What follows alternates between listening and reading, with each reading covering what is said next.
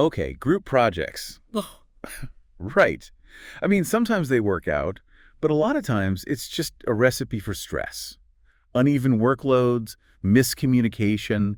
What if there was a way to make these things, well, actually successful? You can actually kind of flip that script. It all starts with getting everyone on the same page right from the beginning, like really clear expectations. Yeah, that makes sense, like a team charter or something, so everyone knows what they're supposed to be doing. Exactly. It's more than just goals. It's about defining roles and how you'll communicate, setting those ground rules. So no more of that last minute scrambling and figuring things out as you go. I like it. But how do we ensure everyone is motivated to actually do their best work? Not just going through the motions. Well, you've got to play to everyone's strengths, right? Make sure the tasks align with their skills and, even better, their passions. Oh, I see. So if someone's actually excited about what they're doing, they'll naturally put more effort into it. Exactly. That sense of ownership, that pride in their work, it makes a huge difference. It's like building a dream team where everyone is in their element, contributing their unique talents to the bigger picture. But even with the best team, things can fall apart without good time management. Oh, absolutely. Time management in group projects is, well, essential. Yeah, it can feel overwhelming, Yeah. especially when you're juggling other things like work or school. One approach is to break those big, scary tasks into smaller chunks, like bite-sized pieces. Okay, yeah, Yeah. I can see how that would make it feel less daunting. Right. And it helps with accountability, too. You can track progress more easily and see where everyone's at. So it's not just about the big deadline looming over everyone's heads. Right. Instead of one giant deadline, think about setting mini deadlines throughout the project. Okay, like checkpoints along the way. I like that. But let's be real, even with the best planning, there's bound to be some friction. People have different working styles, personalities clash. How do you handle those moments? It's about creating a safe space, where everyone feels comfortable speaking up. So like being able to voice concerns or disagree without fear of judgment? Exactly. You need that psychological safety to have open and honest communication. Does that make sense? So it's like building that trust and respect within the group. But what if conflicts escalate? The situations where maybe direct communication isn't enough. Sometimes you need a neutral third party, someone outside the group, like a professor or team leader, to help mediate. Oh, okay. So someone to kind of step in and help everyone get back on track. Yeah. That's a good idea. This whole conversation is making me realize that group projects aren't just about checking boxes and meeting deadlines. It's really about working together effectively. Absolutely. When you shift your perspective, these projects can become opportunities for real growth, not just for the project itself, but for you as an individual. It's about developing those essential skills, like communication and collaboration, that you can take with you anywhere. Exactly. And we've only just scratched the surface.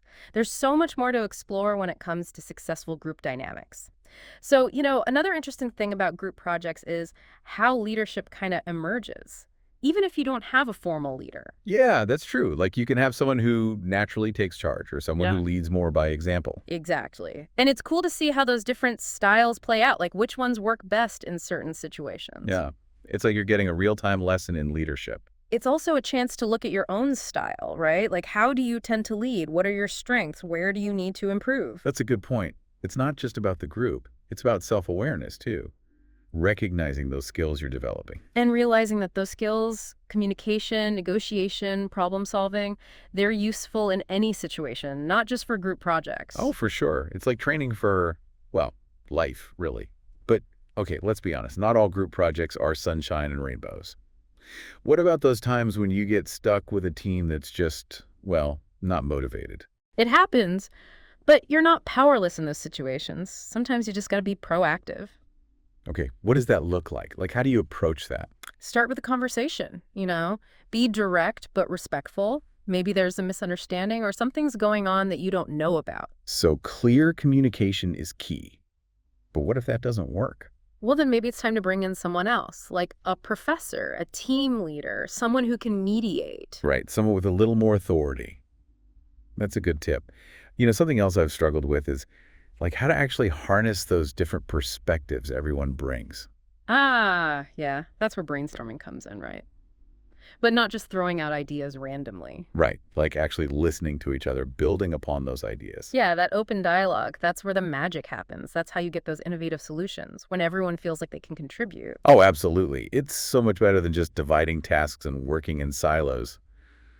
but honestly, it can be hard to let go of your own ideas sometimes. It is. And that's why active listening is so important, like really trying to understand where the other person is coming from. It's about being open to different approaches, learning from each other. Exactly. It's a shift in mindset from individual ownership to shared responsibility.